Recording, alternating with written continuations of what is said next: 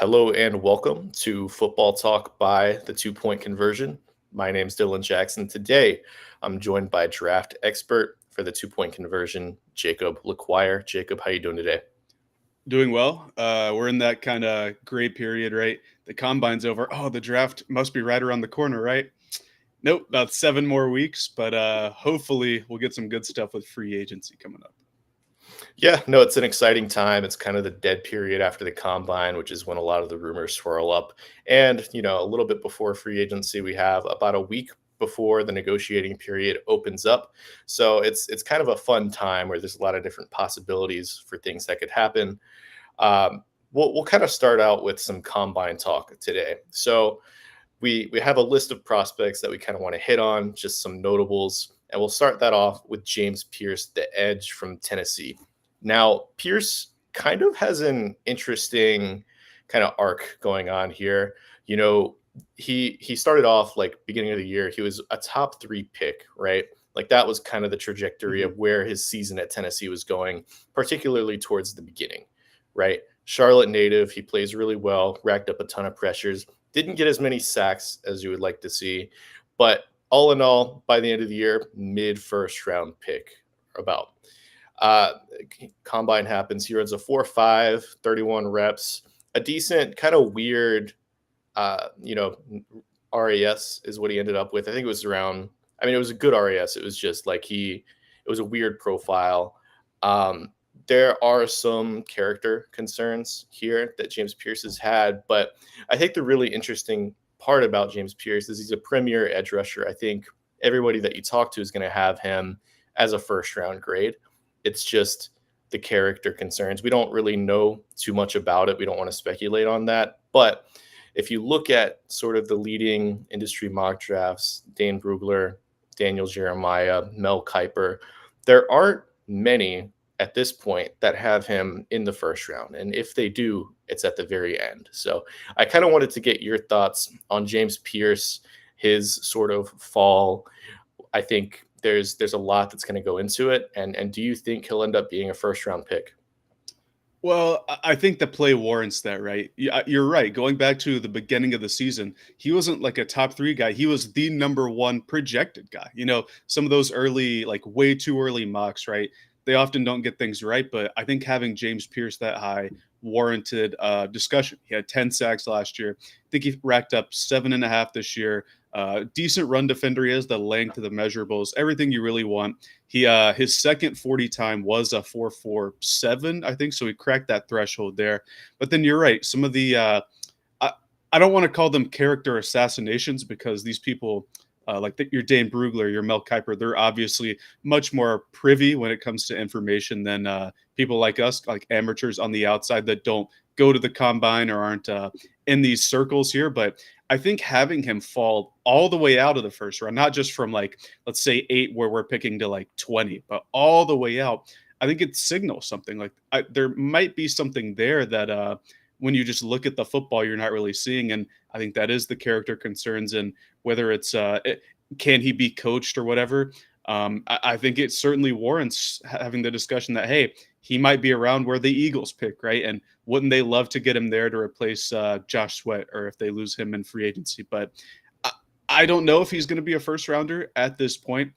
All I'll say is that his tape and his production and his athleticism score at the combine certainly warrant first round attention. But it's disappointing when you get to this time of year where all the good stuff that you do, some of the things that some of your concerns might come back and drag you down. Yeah, I think he's incredibly talented. I think he's a very clear first round talent, however hmm you want to stack it. It's just our team's going to have either more information or maybe trust the wrong type of information that's going to knock him down towards the second round, right? And we see that with a lot of different guys, whether it be like, Brian Branch disappointing at the combine or a guy like Kyle Hamilton, who's, supposed to go top 5, falls down a little bit. Obviously, those are different where it's a different position, everything like that. But James Pierce, obviously, not really getting the benefit of the doubt here. And the character concerns are one thing. It's kind of hard to really to speak on that with the limited information that we have. But I think the talent, like, it's very clear. It shows up. The metrics support it. James Pierce is very, very clearly a talented player. Yeah, for sure. And just hurts knowing that a team like the Panthers, could use that edge rush help. I don't think we're going to get Abdul Carter. I think we can safely write him in as a top 3 pick. And then in that next group there, you have Jalen Walker, James Pierce. And if those kind of concerns don't come true, but the thought that they're there, that takes him off your board, and then he goes to pick 20 or something and balls out and is a studious and upstanding professional, that's just sometimes it just comes back to bite you. Like you're saying, you have to be willing to act on the information that you have, or trust in that you can work around the information you don't have. I guess that's how I would say. Let's kind of move on to two players who ran really well. I think they were the two fastest times at the combine, actually, with Matthew Mhm. Golden, who Steve and I talked about a little bit last week, and Maxwell Hairston, the corner out of Kentucky. I think, obviously these two are very fortunate in that their stock is going to rise a lot. And we'll start with Golden here. Do you see him after this, combine performance where he did run a 4.29, I think it was? Do you think that he could reach the top 20, maybe even top half of the first round? Absolutely. Speaking of Golden in particular, I think it was from FanDuel today. It was odds that who's going to be the first wide receiver taken. They didn't consider Travis Hunter. He's a weird hybrid at this point. We don't know what he's going to be, but it was Ted McMillan was minus 170. Matthew Golden was plus 170. Everybody else is in the thousands. So his stock is certainly rising among people who stake money on this kind of thing. And I think when you look at his production, and you and Steve touched on this last week, in December over the playoff run where he really made a name for himself, bought out against high level teams, and then comes in and runs was it a 4.29? He was the Texas guy that ran fast, not Isaiah Bond like he claimed he would. But I could certainly see Golden going up, especially when you have these rumors that Ted McMillan might fall down. He was lower in Dame Brugler's mock draft that came out today. You have Luther Burden maybe falling to the second round. Some receivers are going to have to step in and be that first guy taken. And I think Golden has had as good a late season and offseason push as any receiver in this cycle. Yeah, I kind of want to talk about Tet now that you mention it, because a lot of the season he's been regarded as maybe not a consensus top 10 pick, but very close to that range Mhm. where it seemed as if it was a guarantee he was going to go at least top 15, top 12 sort of area, right? And now, we're post combine. He didn't run the 40. There's been a lot more murmurs that, he might not even be the first receiver taken, like you said.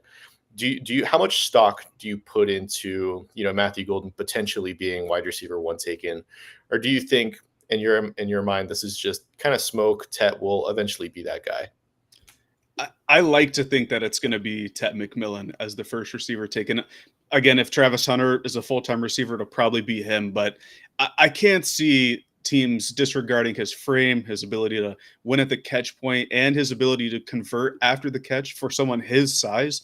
This is like a Drake London size guy that can do stuff after the catch. He has a little bit of burst once he turns and goes upfield. And I think a term I like to use during draft season is draft fatigue. When we get into like the doldrums here between the Super Bowl, combine, and then the eventual draft, it's like, well, how can we rearrange this mock draft, right? Because companies have to put out mocks every week, or in some cases every day. And it's like, well, is it going to be the same thing every single time? Maybe not. Matthew Golden, who's a great guy, he had a great performance in the combine. Maybe we move him up. Maybe an Amika Buka goes up in this case, or something like that. I really think teams can't ignore what Ted McMillan brings to the table. Yeah, I agree. And I was listening to Football 301 with Nate Tyson. It was kind of a selling point for me, just the way he's able to create separation with his leverage, Mhm. whereas every other receiver in this class almost has to use their just elusiveness, their speed, their actual pure separation ability. Not to say that Tet doesn't have that. It's just a different type of separation that he's getting. And it's almost like, you're willing to forgive a little bit more with 6'4", 6'5" type of receiver versus these 6 foot, 180, 190 pound guys, right? But with that, we'll kind of transition to the other side of the ball with Maxwell Hairston, the corner out of Kentucky, who I believe clocked the fastest combine time. Do you have any sort of immediate thoughts on Hairston? I know he was kind of a borderline first round guy going into the combine. Now it seems like he'll probably end up in that first round if I were kind of a betting person thinking, corners typically rely on their speed a lot more than other positions, going into the combine. I think that at this point, it's hard to see a world where Harrison's not in that first 32 picks. Yeah, I'm not super sure. I haven't done my deep dive on Hairston yet. I did Dion Walker with Kentucky the other day, and watching him, you see Hairston flying around, making tackles, going for the ball.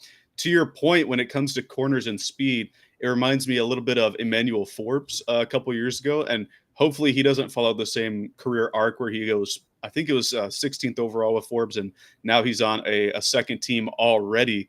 But certainly a guy who has good ball skills and in a somewhat of a weak corner class, I would say, or maybe not weak, but questionable, right? We have, again, Travis Hunter. Is he going to play corner full time? Who knows? But then guys like Will Johnson, his stock seems to be falling. He was like a shoe in top 5, top 8 kind of guy throughout the season. He's kind of fallen out like some of those other players we've talked about. Benjamin Morrison from Notre Dame coming into the season, he was a top 5 lock almost. And then couple of injuries, he's falling out of the first round in some mocks. So somebody has to step up and fill that void for the corners. And somebody who performs well at the combine, he's probably going to have a good pro day. That's going to be a guy who's going to step up and do it in a lot of these team sports. Let's talk about Jalen Walker for a second. He's an interesting prospect. A lot of people view him as a hybrid. I think I've got him more as a full-time edge if I had to project him into an NFL role. With that said, there's kind of a lot of talk of his measurements at the combine. He measured in at 6'1", under 250 pounds, if I remember correctly. Yeah, 243. 243. Those, quite frankly, aren't very good. And it's kind of similar to Nolan Smith a few years ago coming out of Georgia, same program. Um, there's not many edge rushers at that point, at that size, who can really succeed at the NFL level. Do you think there's anything about Walker's game that makes him sort of unique in that regard? In terms of his size, I think when you think about him, right, you think of this is a stand-up guy who can rush, kind of like a Frankie Louvu, who we had a couple years ago. The 6'1" height doesn't really do a ton for me because Walker's able to use power. He has decently sized arms. On the NFL page, it says a 32-inch arm, which isn't super bad. His hand size is big, 10 and a quarter hands, which is quite big for a linebacker. So if he's able to use his body to his advantage, like he's done at Georgia, I think you can use him in a more of a full-time edge role. I'm just going to be concerned when you go up against somebody like we'll talk about later in Armand Membo, when you don't have the length to go against those people like that. And there are players like that in the league on all 32 teams, right? Because this is the best of the best. That's where my concern starts to lie.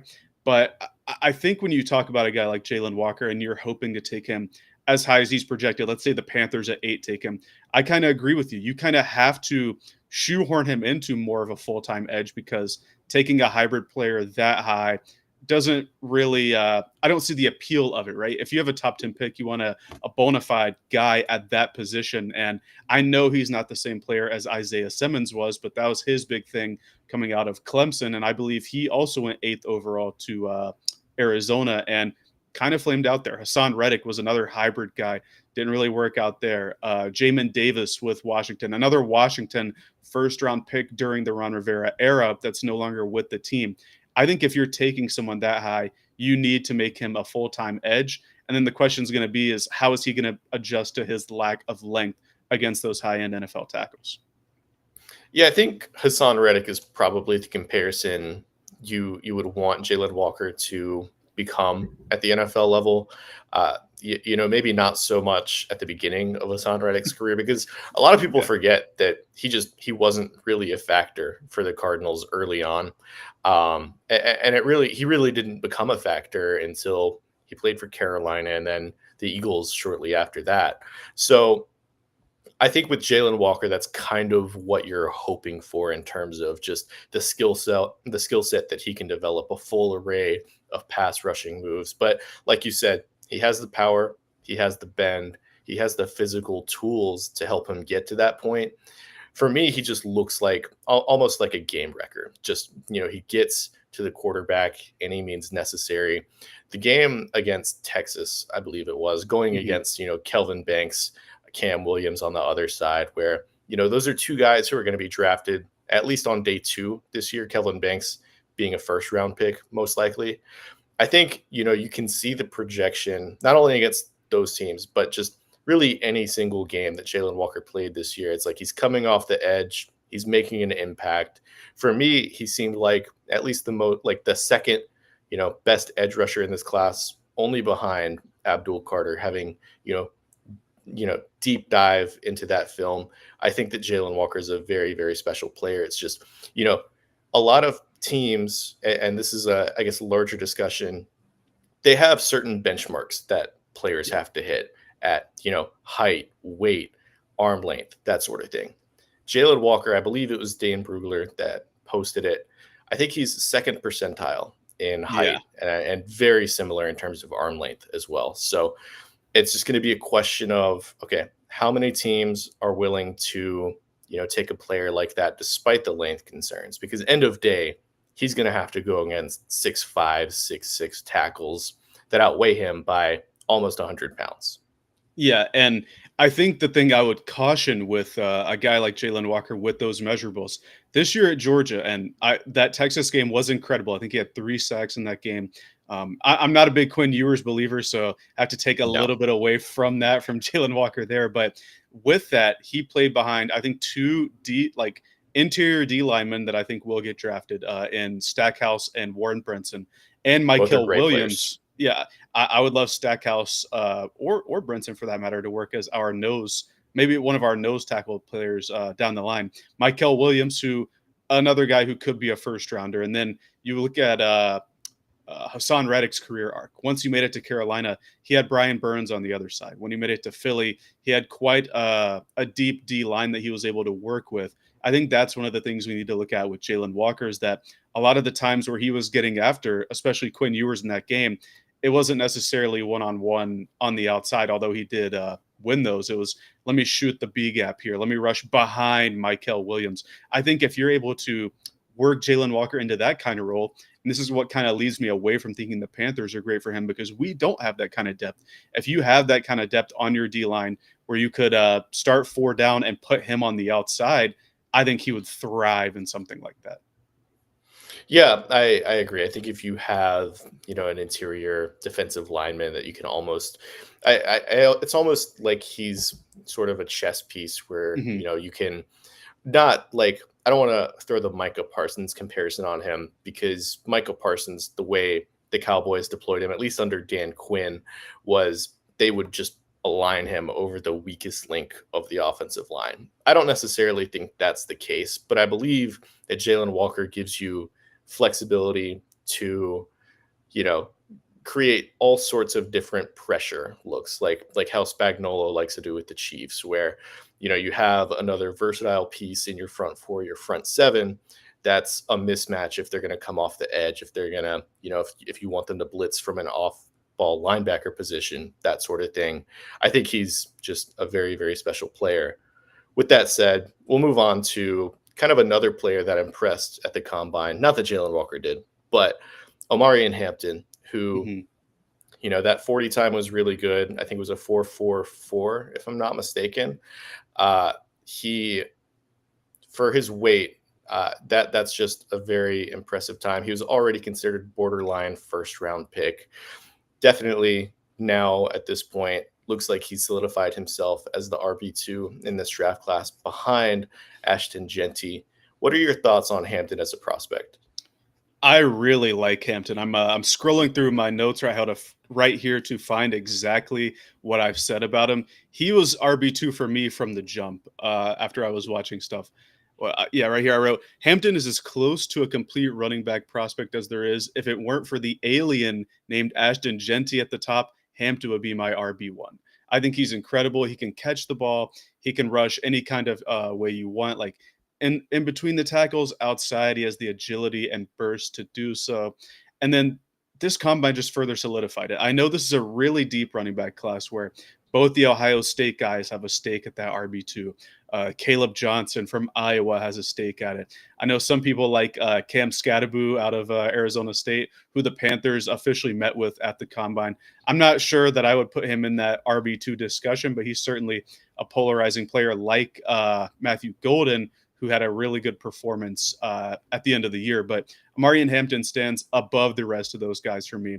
Just a really complete player. And then, like you said, for his size, he's a compact player. Like this isn't like a 185-pound Mike McDaniel special running back, right? This is a guy who's stocky. I think he's just north of 215, compact, I think 5'9", and he can move all across the field super, super fast. Can just do anything you want to do. And in a draft like this, where I don't necessarily think the top end of the group, like the top 15 or so, is as good overall as it has been in years past, I could certainly see Amarian Hampton being like top 20. Like we could even get there, maybe top 18. Maybe if the Steelers move on from Charbonnet, which has been rumored, they could take Hampton and bring him in and be like split the carries with Kenneth Walker there. Or Denver, I think, is a big one, right? I think that was part of Dane Brugler's mock draft, where Sean Payton can finally get his running back there. I'm just a huge fan of Hampton, and I'm excited to see where he ends up. It has to be day one for me at this point. Yeah, I think it's trending towards Hampton getting a first round grade from me as well. I think just the overall skill set that he provides, he's going to be able to be a 3-down back from day one. That's huge. I I'm not sure that he'll ever get to the point where he's the primary engine of any offense. With that Mhm. said, I still think that he's going to be able to become like a 13,000 yard back at some point. Yeah. All purpose yards. Like he's got good hands. I think he's a pretty decent blocker. The thing that constantly overshadowed everything at North Carolina was the run scheme there was so poorly built to kind of maximize his draft Mhm. stock.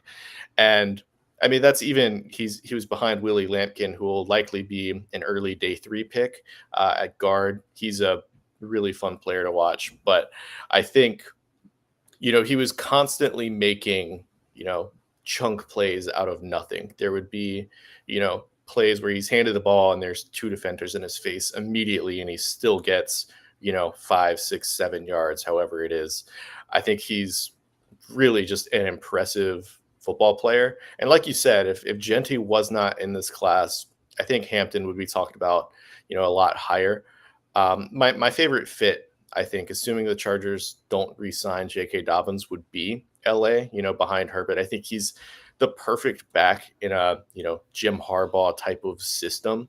But like you said, Denver also, they need a running back as well, and it would kind of be funny if after all the complaining about Javonte Williams the past 4 years, the Broncos went out and drafted the guy who replaced him at UNC. Yeah, certainly. There's irony all the time when it comes to the NFL. But yeah, I like both of those fits. Houston, if they didn't need some interior O line help, I think that could be good there. I know, and his name's escaping me, the offensive coordinator Bobby Slowick, that they let go. I know he was a big run heavy guy, but the guy that they replaced him with comes from Sean McVay, who knows how to utilize his run games perfectly. I think that'd be a good fit there as well. But I'm not so sure he makes it to 25. Yeah, I think it could be like a Jahmyr Gibbs type of surprise pick at Mhm. this point. Like there's plenty of teams in the teens that could use a guy like that. Um, I think the Cardinals are one if I know they took a running back last year, Trey Benson, on day Mhm. 2, but I'm not sure that they believe that he's like a long-term answer at the running back spot for them.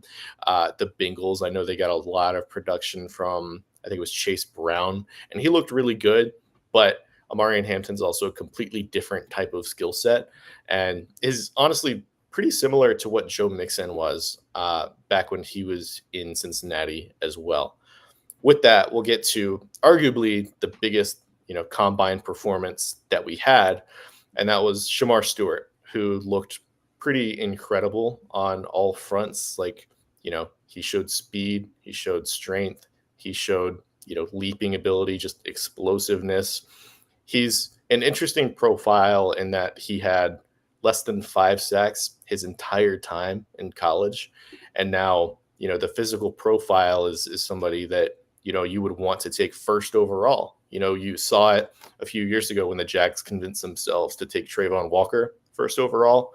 Shamar Stewart's arguably a better athlete than even he was at this point. And the production, maybe I don't think it was similar to what Walker did at Georgia, but I mean Shamar Stewart didn't really play in a system conducive to generating a lot of sacks at Texas A&M. Nick Scorton talked about that at his combine presser. So I think he's an interesting prospect and one that's likely to go top 10, top 12 at this point. Yeah, anytime you have a 10.0 RAS guy at a premium position, they're always going to get the bump, right, when it comes to the draft. I know Shamar Stewart is, I believe, top 10 in Brugler's board now. He's probably up there in a ton of boards, and it makes sense, right? Like you're saying, he similar, maybe even better athlete than Trayvon Walker at this point, much worse producer. And a big chunk of that is the scheme. But I think also Stewart does need to find ways to finish once he gets into the backfield. He did lead the team with pressures. I believe he had 39 pressures this year at Texas A&M. But overall, not a lot of people on that team. And we're talking about the team that had like 7 or 8 5-star D linemen over the past couple years. Not a lot of them were able to finish there either. So maybe it is a coaching or a scheme thing across both Jimbo Fisher and Mike Elko's tenures. However, it's hard not to take a chance on a guy like this, right? When you have somebody that's this athletic at a position of need for many, many teams, I know the Panthers in particular are a topic of interest because I believe Brugler has us taking the Shamar Stewart at pick 8 in his latest mock.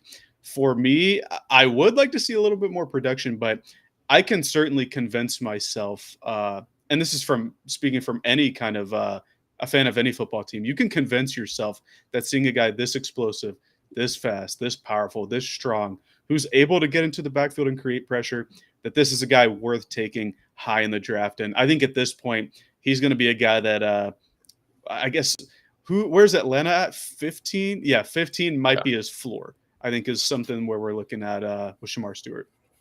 Yeah, I mean, quite frankly, this type of player doesn't come around very often. Like we saw it with Trayvon Walker, but really, before that, it's just the guys that go first overall. Like Clowney was a guy with that was this type of athlete. Myles Garrett, I don't even think he was this type of athlete, but I know he was up there for sure. I mean, Shamar Stewart, just an incredible, incredible athlete. But like you said, what team is going to be the one that convinces themselves that, he's worth taking the risk on? And I mean, you turn on the tape with Shamar Stewart, and he's in the backfield. He's winning. It's just he can't necessarily finish plays at this point. And I know there are going to be teams that value traits over, the production itself. I think, a large part of scouting is sort of that philosophy and finding those guys. But I mean, it's kind of like a, very cut and dry thing here where it's like you have a guy that has all of the traits but practically no production. So it'll be interesting to see how that plays out on draft day. Another sort of interesting profile I want to talk to you about is Will Campbell. There's a lot of people that have convinced themselves that he's a guard. There's a lot of people that are sticking by the tape of the last 3 years saying that Will Campbell is a tackle. He looked very good during the combine, despite the weird arm length measurement debacle between the combine, the Senior Bowl. There's a lot that goes into that. But what do you think? Do you think that he's, first off, the best tackle or offensive lineman in this class, or maybe not so much? And then I also want to get your thoughts on whether he's a tackle or a guard. Well, at this stage, I don't think he's the best in this class. I have Kelvin Banks as my number 1 tackle overall. And we'll talk about a guy later who I think could be in the mix for that number 1 tackle. But I do think Will Campbell is a tackle at the next level.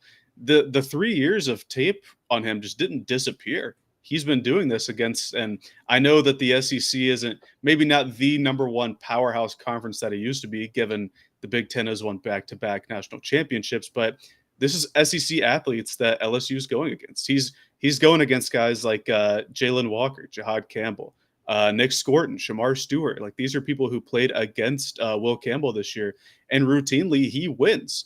And it reminds me a lot of another guy a couple years ago now, Rashawn Slater. I guess like 4 or 5 years ago now, Rashawn Slater. That was a big sticking point with him was his arm length. I know Matt Rule famously talked about it years after that draft where they had him marked down as a guard on the Panthers big board because the threshold that you talk about, right? Teams have thresholds, and when you have, I think he was another bottom 5 percentile guy in arm length, that is going to turn some teams off. And recently, we have seen elite level players make the transition across the line when they're drafted. So I could see a team turning him into a guard, but 3 years of tape doesn't lie. I think he could be tackle at the next level. And we saw how effective Rashawn Slater was at doing it when he went to the Chargers.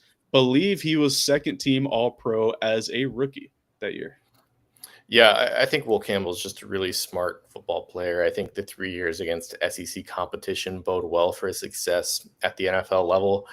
Despite the arm length thing, I think there's just times where you know that a guy's a really good football player, and this is Yeah. just one of those instances. I'm not necessarily sold on him being the first offensive lineman on the board because of a guy that we'll talk about later, but I do think that he's worthy of a top 10 pick in this draft class in particular. And I think that he's somebody that could be a cornerstone of, one of these offensive lines that desperately needs help, whether it's, New England, Jacksonville. I think the Jets need another guy, maybe New Orleans. Anybody in the top 10 that needs an offensive lineman is going to take a hard look at Campbell. And I think, teams are going to do a disservice to themselves to kind of pigeonhole him into just being a guard. Well, I think another team, Chicago, the team with the 10th Yeah. pick, you saw today they were willing to take on all of Jonah Jackson's contract, a guard that they traded for from the Rams. I think that's a team that could use him as well. And if Banks and Membo go higher and he slides to 10, I could see Ben Johnson pouncing on that. Right, one of the key staples that allowed his scheme to thrive in Detroit the past 3 years was that the offensive line was stout and strong. It allowed running lanes to open up. And I know Montgomery and Gibbs are special, but the offensive line is where it starts.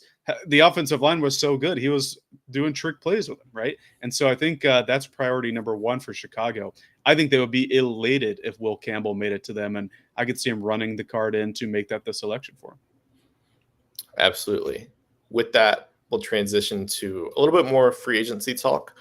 And we'll start this off with Odighizuwa. I'm sorry. But he, signed a deal with the Dallas Cowboys. He was not franchise tagged. He signed a 4-year deal worth up to $80 million with just under $60 million guaranteed. Do we think that this was, a good signing by the Cowboys? How good of a player is he actually? Or is the guarantees too much? What are your kind of overall thoughts on, Odighizuwa and his, status with the Cowboys? Well, I think the annual 20 per year lines up pretty well, right? Because he's not going to be top of the market 30, $29 million guy, but I think he's right in that next category where he's a disruptive pass rusher from the interior. He got a lot of pressures for him this year. I hate to keep bringing the Panthers up, but you saw what he did to the Panthers interior this past season. He's a really good player, and I think not having him play on the tag and playing on the deal that the Cowboys gave him works to the Cowboys' benefit. I think 20 a year is fine. The guarantees are a bit high for me, though, just under 60 million guaranteed. That's kind of where like the real amount of money that you look at with these contracts, and it's a little bit high, and they still have Micah Parsons to pay. But to me, this is just another step on the path of Jerry Jones waiting till the last minute to try to extend people. We see it with Dak, CeeDee Lamb, Osa Odighizuwa now. Back in the day, it was their linebacker, was it Jalen Smith, Byron Jones, the corner. He just continues to do this, and this is another example, waiting till deadline, franchise tag deadline day to get a deal done. I'm glad they re-signed him. I think he's a good player for them. I think he really helps that front work. He frees up some stuff for Micah Parsons, who's just You got to wonder if they had done this during the season, what would the price tag be? Yeah, I think the price tag, probably would have been at least half of what this deal is, especially if you look Hmm. at it from a guaranteed dollars perspective. Odighizuwa is a really good player. I mean, he's very disruptive.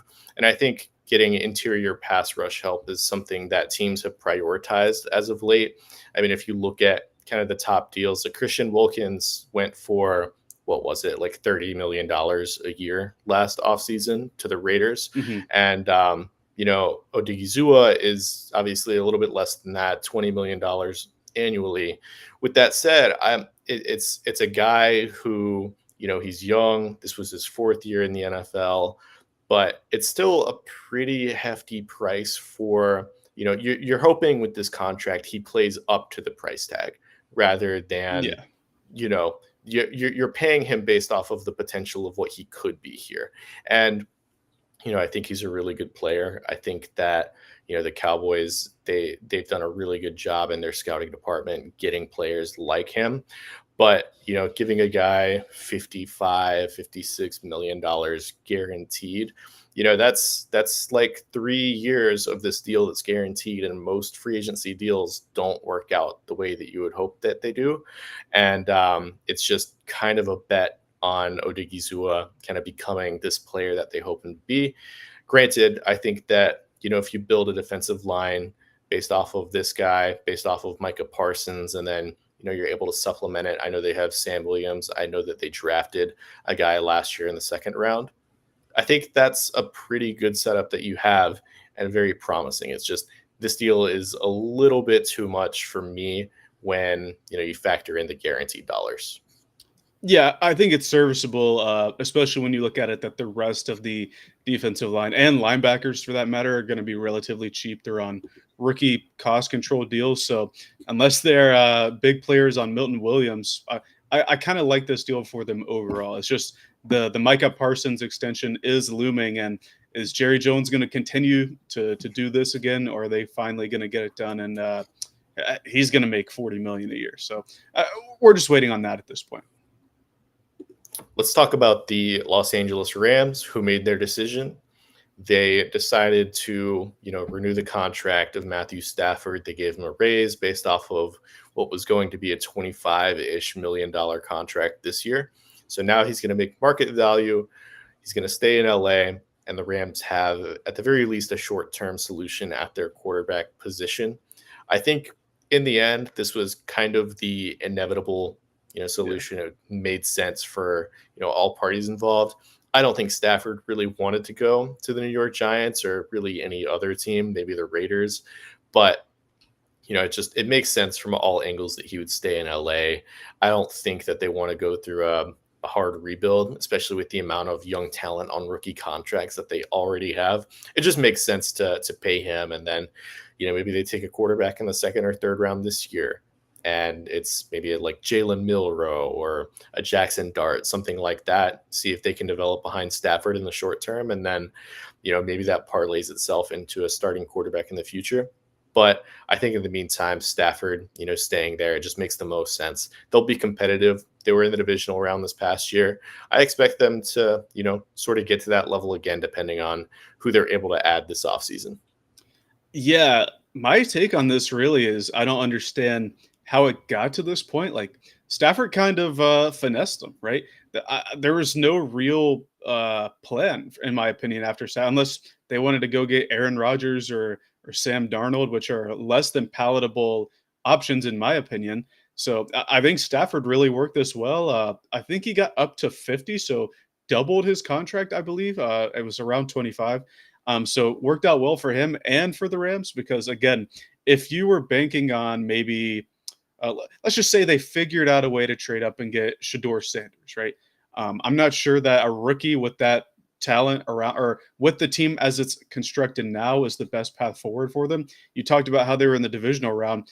Even though it was a grasp at straws at the end, if Stafford has an accurate pass to Puka Nakua on fourth down, this could be a team that made it to the Super Bowl if they get past Washington. So I think they did a good thing keeping Stafford there, keeping him happy, and at least buying themselves time, because I think now what you're saying, this is the perfect time for them to go get a guy and sit him behind Stafford, let him learn the scheme, develop for a couple years, and then be ready to take off in a year or two when Stafford finally hangs the cleats up. Yeah, and I think you take the savings that they made from trading Jonah Jackson today. Mhm. You take the savings from Cooper Cup probably not being on this team next year, and you can add a secondary receiver. You can add some more secondary help, maybe a linebacker or two, maybe another edge rusher, and I think you're probably in a better spot as a team in 2025 than they were in 2024, assuming Stafford doesn't fall off a cliff in a major way. So I think the Rams did well. I think Stafford obviously did well, and it's going to be a question of what are they going to be able to do now? Are they still going to have the tools to kind of build a competitive team to add some pieces despite losing a guy like Cooper Cup? That's going to be a major question, especially after giving a guy like Alaric Jackson a huge $20 million a year contract. So next, we'll talk about these Eagles defenders. There's three of them heading into free agency, or at least supposed to head into free agency, unless they, you know, find a way to be able to keep them. But again, I'm not sure how realistic that is after this Saquon contract of $20 million per year. But we'll start with Milton Williams, who was just an incredible pass rusher this year. Just he racked up sacks, he racked up pressures. He's in all likelihood going to be probably the highest paid defender in free agency. Would you agree? Yeah, I can't see anybody else getting there unless somebody really bites on Josh Sweat, who else you have, or who you have down here as well.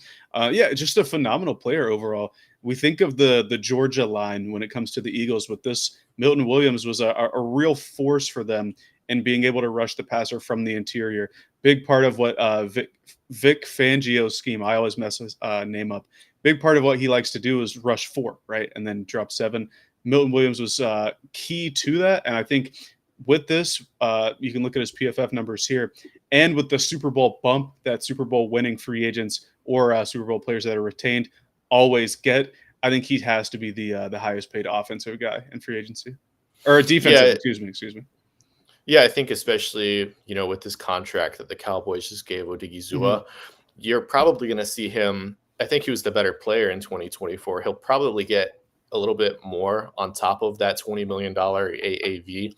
Maybe not as many guarantees, but I could see this contract going like 21.5 million per year over 4 years, and that would take him up until his age 30 season, if I'm not mistaken. So I think Milton Williams is just in line for a huge payday. Yes, he did, play alongside a really good player in, Jalen Carter, probably like one of the best, if not the best overall player from that 2023 draft class so far from kind of that class, including the quarterbacks, if you take away the positional value, of course.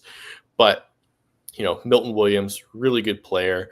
Well, you kind of mentioned Josh Sweat as well, right? Like he, again, is another guy who maybe it's not as long term of a deal. Maybe the money isn't quite what Milton Williams gets, but he's also in line for just a massive payday in the Super Bowl. He looked incredible, in my opinion, probably should have won Super Bowl MVP. Do you have any thoughts on Josh Sweat? Nothing other than he's another phenomenal player that they were using. This is a guy that I think, like you're saying, he might not get the 4 year deal, but I could see him getting like 42 over two or something like that, like getting a pretty profitable AAV, but for a shorter amount of time, just because he's a little bit older and pass rushers tend to fall off just a little bit earlier than the interior guys. But another phenomenal player that the Eagles were able to use this year.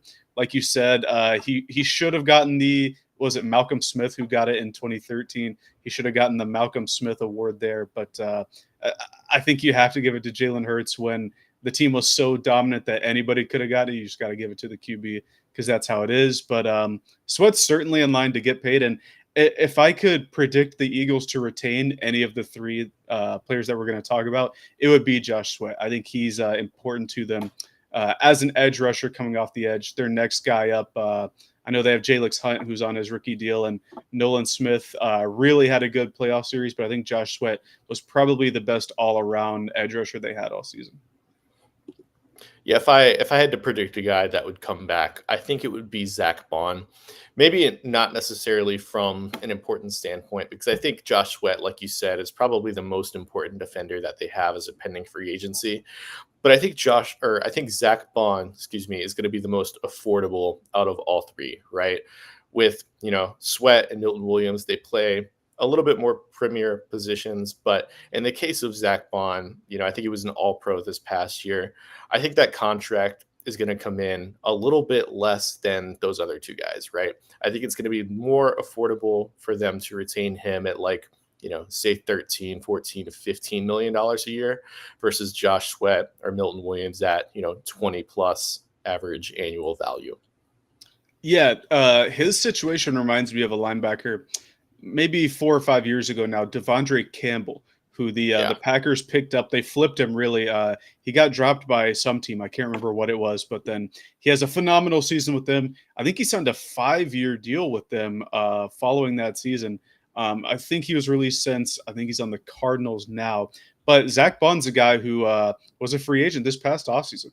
I believe he came from the Saints, and the Eagles flipped him. They gave him a 1-year low money deal, and in Vic Fangio's scheme, he was able to thrive as that guy in the middle. He was a good blitzer as well. Really did everything. You're right. He was an All Pro this year, so I think he's certainly going to get the bump of having much improved performance. But I think the likelihood he does stay is high, like you're saying, because if we look at it for like personal or sentimental reason, this is the team that took a chance on him and made him into what he is, right? So I could really see the Eagles wanting to retain him, keep him in the middle there.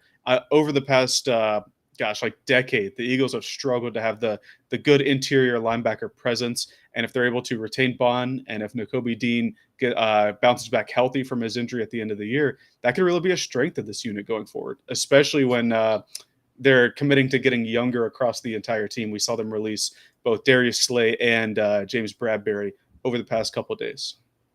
Yeah, I think with this upcoming contract, it could go one of two ways where, there's the Devontae Campbell aspect where, he may not live up to, I think they gave him like a 5-year, $50 million Mhm. contract or something crazy, right? I believe he was like, a little bit older, maybe his third contract at the time.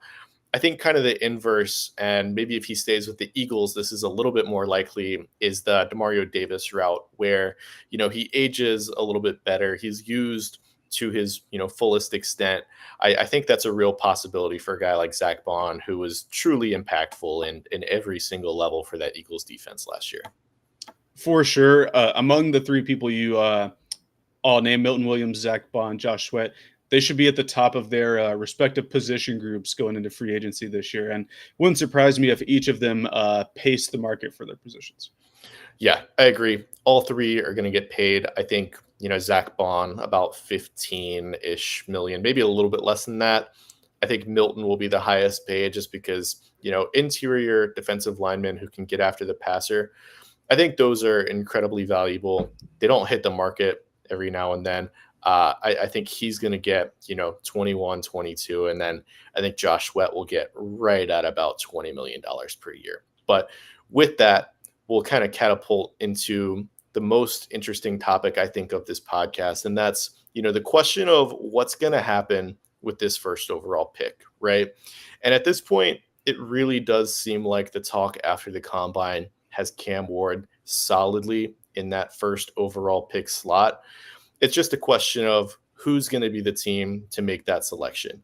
And in your opinion, there's a lot of rumors swirling that it could be the Giants, maybe the Titans stick and pick, maybe the Browns move up one spot. If you had to take a guess right now, March 4th, what would you say is the most likely option in terms of where's Cam Ward going to be playing?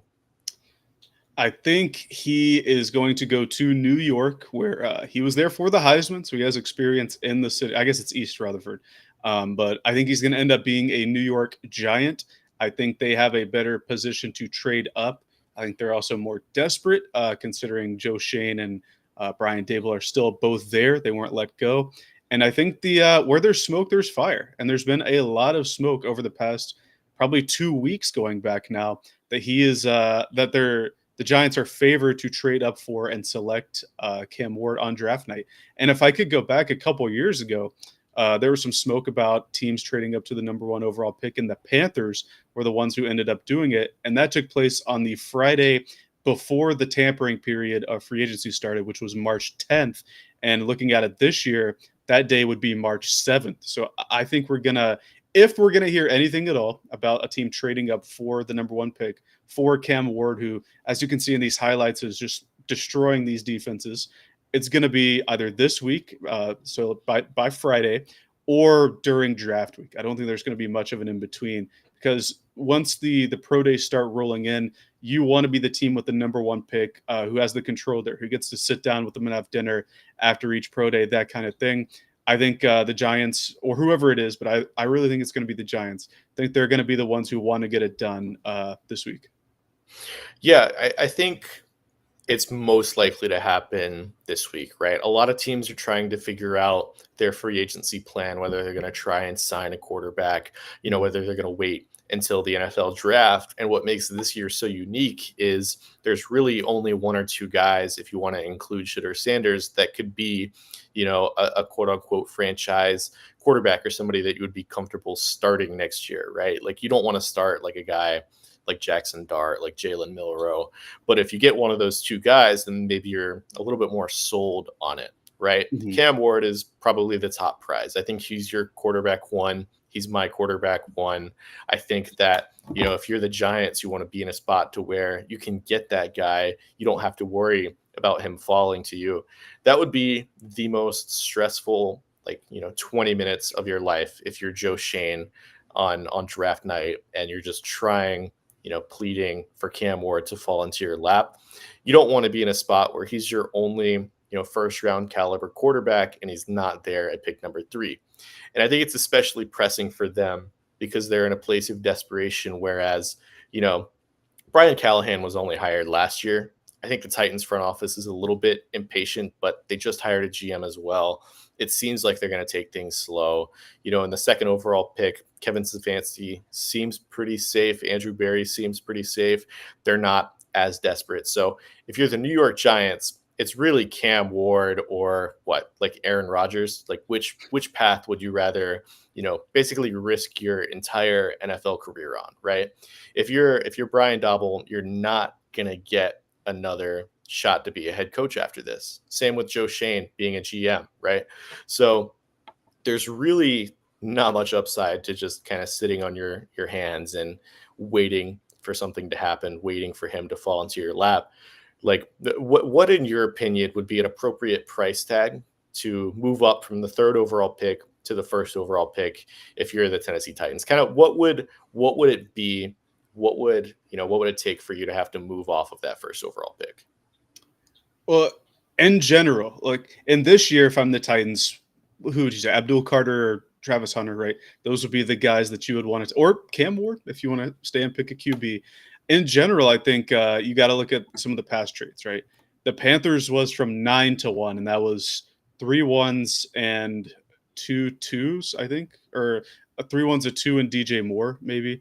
And It it's was 2 1s because yeah, you're swapping ones, but right. that's like splitting hairs. And then Jason Fitzgerald with the Over the Cap podcast, overthecap.com, he did a really good article on this, talking about some trades like for Jared Goff, for Robert Griffin back in the day. And the bottom line is, for a lot of these deals, like, you have to pay in surplus basically the amount of the number 2 overall pick on the like the draft trade charts, plus the amount to get to number 1. So I think in that case, in the instance from going from 3-1, you obviously have to swap your firsts, right? And I think it would either take a late day 2, like a 3, and then a 1 next year, or maybe you swap ones and then like 2-2-4-4 or something like that. But if I'm the Titans, I'm demanding at least another first round pick, right?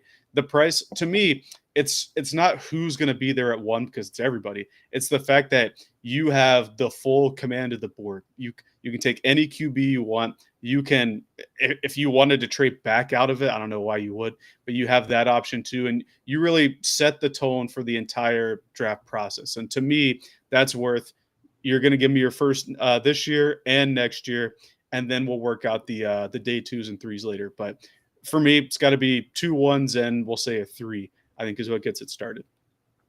Yeah, I think that that's probably what you're asking for if you're the Titans. If you're the Giants, I think it's a different story, right? Like, you're probably arguing with Mike Borgonzi, the new Titans GM, that hey, you could move back, get a couple day two picks, and still get your number one overall player, assuming the Browns take a quarterback, or maybe they take Hunter over Abdul Carter. Regardless, you move back to three, you're still guaranteed one of Abdul Carter or Travis Hunter, right? And I think that's probably a consideration that the Titans will also make. With that said, I think that Cam Ward is unique in the sense that I feel like the NFL views him as by far the number one quarterback in this draft class, and there's going to be some extra value added to him. If you kind of had to stack Cam Ward up to give sort of a level of prospect that he is in comparison to some previous years, where would he rank, in your quarterback rankings in last year's draft? Certainly not among the top three. I'm a Drake May QB1, like member of that army. So I had him at one. I had Caleb Williams maybe one spot behind him, and I had Jaden Daniels just a little bit after that. I think the discussion opens up between Ward and I believe I have McCarthy as my fourth guy. I think Ward certainly has more creativity to his game than McCarthy, but I think McCarthy was also limited by his system. So at that point, that's where it becomes a discussion. I would probably end up taking Ward just because I value like the ability to create is one of the things I value very, very highly with QBs. It's why I had Bryce Young as my QB1 in that year's class. I would have both Young and Stroud ahead of Ward as well. And that's another thing to consider, right? The Titans can say, hey, this guy, or excuse me, the Giants could say, this guy isn't a Bryce Young. He's not a Caleb Williams. That should make the deal a little bit sweeter on our end, right? But I think the Titans would reply, we don't care. You're trading for the first overall pick, so up the ante. But as far as QB rankings go, we've been blessed over the past couple of drafts to have some stud prospects, and so I wouldn't put him among the top 3 or 5 there, but he would fall right in line after that. I like Cam Ward more than I liked Richardson and Levis coming out of that draft. I certainly have Cam Ward ahead of where I had Michael Penix Jr. and Bo Nix, who I was much, much lower on compared to where they ended up drafted. So that sweet spot in there, I suppose. He's a first-round pick for me. He's just not the guy that I think can elevate a team immediately like I thought Young and Stroud could, or like I thought Drake May and Caleb Williams and Jaden Daniels eventually did do. He's just not there for me. But he's certainly good in his own right. Yeah, I think he's the tier of quarterback where you're hopeful and probably expect him to become your franchise quarterback, but Mhm. maybe not quite the type where you expect him to be an all pro caliber quarterback, even if he's going to go first overall, right? Like I'm not sure he'll become that level of player. Like you said, he would have been your fourth quarterback overall last year. Same with me, just behind those three guys, Jaden Daniels, Caleb Williams, and Drake May.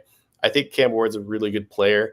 I'm just not quite sure he's the caliber of quarterback that you'd want to trade multiple first round picks for, even if he is the only guy available. But that's kind of what makes this situation so unique in the sense that the Giants are so desperate to get that quarterback, even if it's just a question mark in that position, that they're willing to sort of mortgage the future just to have a guy like Cam Ward, right?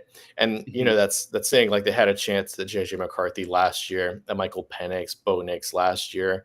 But again, it's like they've always kind of been one or two spots outside that elite quarterback tier ever since Shane and Dayball have been in that spot. So it's a really interesting conversation, and it'll be something to monitor over the next week to see if the Titans and Giants, or maybe it's another team that could get a deal done. Do you think there's any other teams, maybe the Jets or Raiders, that would be, willing to give up enough to get up to first overall?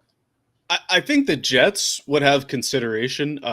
I'm not sure how the new GM would want to operate that, or Aaron Glenn for that matter. He seems like a no nonsense kind of guy who's not going to want to risk the entire future to move up to the first pick from the seventh pick. But Woody Johnson has done odd things at quarterback during his tenure there. We just saw with Devontae Adams being released today, we saw the Aaron Rodgers experiment unceremoniously flame out there. So they're in need of a QB as well. And they're, I think, in the rarest position to where the maybe the top two free agent guys and Sam Darnold and Aaron Rodgers, they're the only team that can't get either of them, right? And be a respectable franchise. So maybe they're considering a jump from 7 to 1.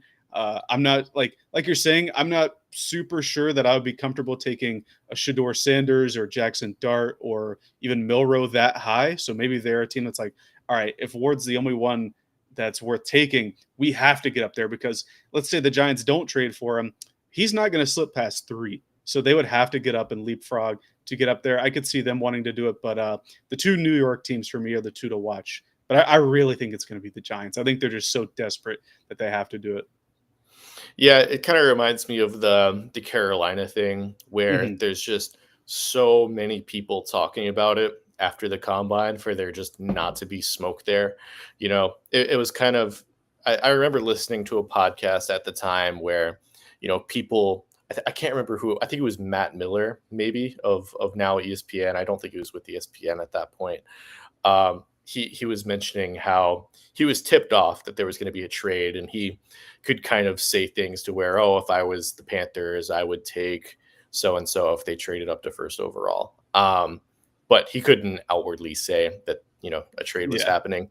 I feel like we're getting sort of a lot of that type of talk right now, where it's like even Dane Brugler projected a trade in his latest mock draft, having the Giants trade up for first overall. So, with that, we'll kind of move towards two draft prospects that we found interesting. First of all, Jihad Campbell, linebacker out of Alabama. I'll let you take the lead on this one. He's your guy. I know you're an Alabama fan, so what are your thoughts on Jihad Campbell?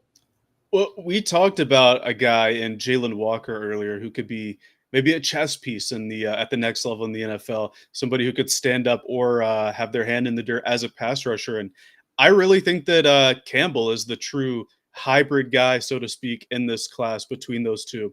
If you look at his background, he was an edge rusher throughout all of high school. That's what Alabama recruited him as. That's what they signed him as. And they just couldn't play him at edge, or they couldn't start him because they had Will Anderson Jr. and Dallas Turner, and then they had a host of other guys beneath that. Like Chris Braswell was a top or was a day 2 pick last year, I believe.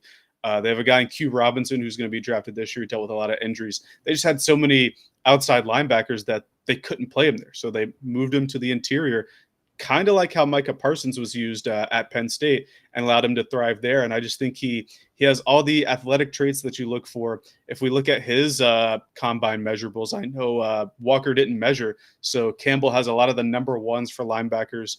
His 40 was a 4.52, which I think is like perfectly fine for that. The speed really shows up on tape. He has an 80-inch wingspan, which I think is really, really good for a guy that's 6'3". So again, a little bit taller, a little bit longer than a guy like Jalen Walker. His broad jump was good too, 10.7. I think he has the athletic traits. And if you look at the highlights you're showing here, the two games I like to point at are LSU and Missouri. And I know you have Missouri here. He was all over the field. I think he has really good instincts. Like he always keeps his eyes. One thing I write in my notes is backfield vision, like always keeping his eye on the quarterback, on the ball until it leaves the backfield. He's really good at that. Can be used as a blitzer. I know he wasn't used a ton there because he was so integral to the middle there, but I think you can send him on blitzes. And I think if a team were to take him highly, I think he has enough length on his body that you could fill him out with muscle and move him to a full-time edge role. I know, I think it was Daniel Jeremiah was one of the guys tweeting out like combine comparisons, like their height, weight, arm, whatever, once the people measured in. He does that every single year. And one that stuck out to me was Von Miller for Jihad Campbell. I'm not saying Jihad Campbell has the pass rush chops that Von Miller had.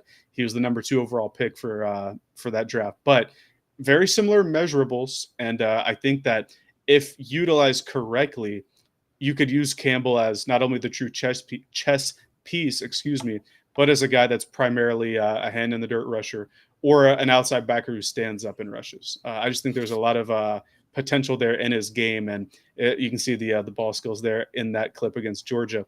If a team like I want to say he would fit really well in like a Vic Fangio style. I doubt he makes it to 30, but if you can use him kind of like I was talking about with Walker, have people in front of you and let him roam around and do his thing, he would be a very, very impactful player.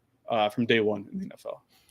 Yeah, I like what you said with him fitting well in a Vic Fangio scheme that relies a lot on linebackers being rangy and being Mhm. able to do a lot, whether it's like a Van Ginkel in Miami or like a That's Zach a Bond. really good one, Andrew Van Ginkel. Yeah. Right. Yeah, I think that I mean the athleticism is truly just unreal with Jihad Campbell. Like, I mean, sideline to sideline, he's really great in pursuit. He can match up on tight ends, some receivers, some running backs. I think that he's a mismatch for kind of what you want in linebacker, right? Mhm. I don't see as much of the edge rusher type of traits as you do. I think he's in my head definitely more of a stand up sort of player. With that said, I think he's definitely going to be somebody that you want blitzing every now and then off the edge. He kind of reminds me a little bit of Shaq Thompson in that regard, where especially early Shaq Yeah. Thompson, the Panthers would send him kind of off the edge a little bit more, and maybe he can give you more reps at that than just how you have regular like stand up off ball linebackers. uh, I love his coverage stuff. Like, I mean, he's rangy. I think he reads the quarterback's eyes really well. The only major issue that I have with him is I think he takes a lot of false steps in pursuit, whether Mhm. it's diagnosing a certain blocking scheme or just getting to the running back a step too late. I think that's the only real thing that's preventing him from being like a surefire like top 15 guy in this class for me. But I definitely see why a lot of people view him as that. Like, he's a really good tackler. He's unbelievably athletic, and I think he does a lot of things that would work well in a lot of different NFL defensive schemes, especially like you said, if he's able to get into a Vic Fangio type of system for sure. Yeah, I think the pass rush stuff is more projection on my end. I bring it up just because that's kind of his background. And I think he would be able to do that at a much higher clip in the NFL. But I think you're right. His angles of pursuit could be cleaned up there. I think because how Alabama, like in Kane Womack's defense this past season, which is a huge diversion from the Nick Saban defenses of years past. I think their scheme where it's like 4-2-5 and having him be so important across the middle of the field and not only drop into cover, but then from cover go into pursuing the back. I think that can kind of explain away some of the missteps there. But that's certainly one of the big knocks that he can clean up is sharpening his angles a little bit and getting there. But certainly has the speed and power to bring the people down once he does get there. Yeah, one of the traits that I love in certainly like the modern NFL where you have so many mobile quarterbacks is a lot of times when he's in coverage, maybe it's like a flat type of zone or somewhere close to the sidelines. A lot of times he'll come off of that zone if it looks like the quarterback is kind of threatening as a runner. Mhm. And I think he is unique in a way that he has the athleticism to make a stop there where a lot of players wouldn't. He's a better open field tackler than a corner would be in that situation, and he's faster than pretty much every other linebacker as well. So I think he's a really good fit in the modern NFL. Stopping mobile quarterbacks, stopping faster, more dynamic running backs as well. He has the speed to match up on guys like, say, Devon A-Chain, even if he's not going to be like 1-for-1, like 4-3 speed. But I think he's just a really, really good mismatch type of guy, and I think he's also somebody that plays faster than even that 4 or 5 speed dictated. So, with that, we'll move on to the other player that we wanted to talk about. This one being Armand Membu. Um, I think that, in my opinion, this guy is going to end up being offensive tackle one in this class for me. I think that, he's somebody who's incredibly smart, very athletic. He's big. He ran like a 4.9 40 at like 330 pounds, which is Mhm. just unbelievable. So he's somebody that, in my opinion, is going to be a very, very good football player. Yeah, one of the cool things that the NFL has done over the past 3 or 4 years is when they do the combine, they have like a production score that they show based on what they did in college, and then an athleticism score, which is Another kind of like RAS kind of thing, roundabout way to combine what they did at the combine Last and year was just a put a Georgia number Tech on game. it. And Membu had the number one as as we end up muting that there. He had the number one offensive tackle athleticism score at the combine. It was I believe it's on a like 0 to 99 scale. He had a 94, which ranked far and away the best. Like you said, 491 40. He had a pretty good vertical for his size too. A 34-inch vertical for a guy who's 330 plus pounds is quite impressive. 9'7" broad, so good explosive movements for someone that big. He measured at 332 at the combine. He has the arm length that Will Campbell might not have at 33 and a half there. And I think it's interesting how we talk about a guy on one end in Jihad Campbell that's versatile and can get after the quarterback when necessary. And then on the other end, we have a guy that just doesn't let people past him.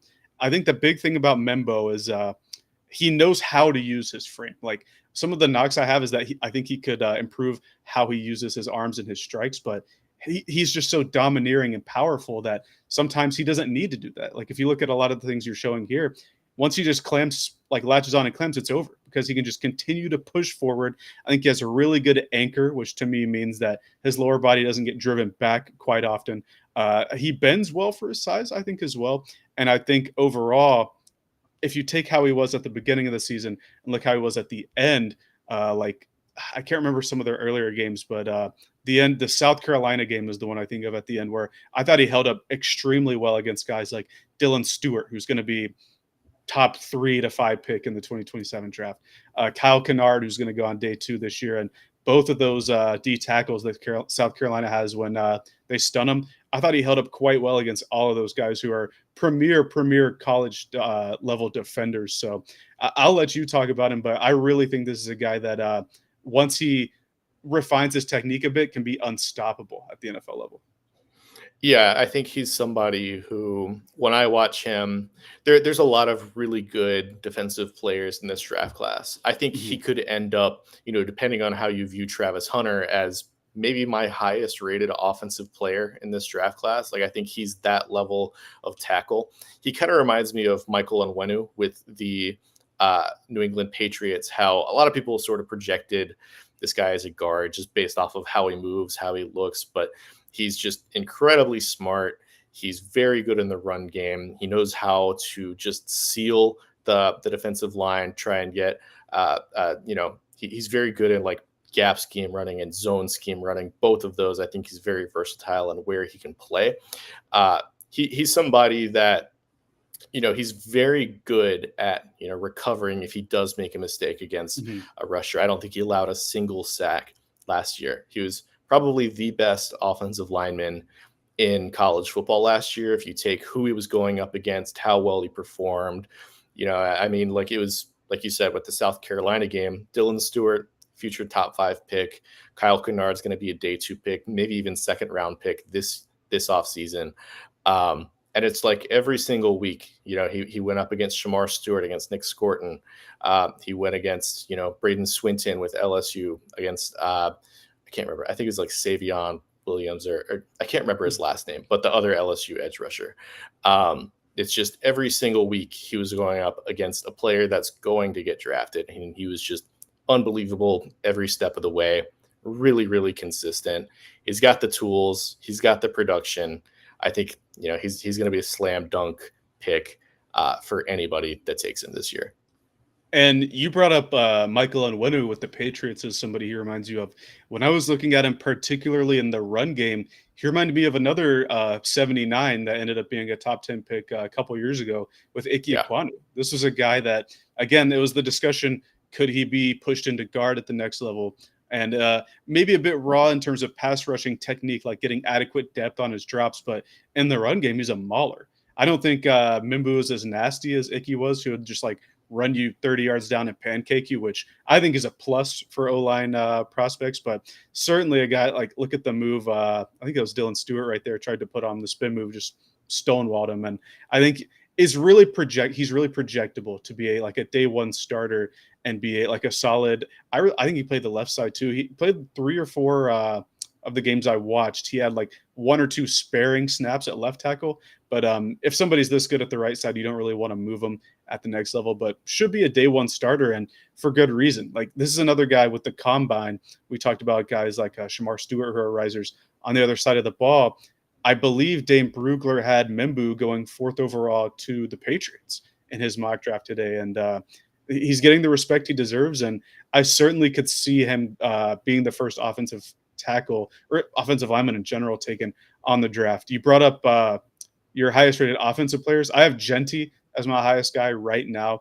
And for tackles overall, I have Kelvin Banks. I just think his whole body of work is a bit better than Membu, like his full 3 years. I know Banks had a down year this year, but Membu certainly has earned his rise to already top 15 consensus right now.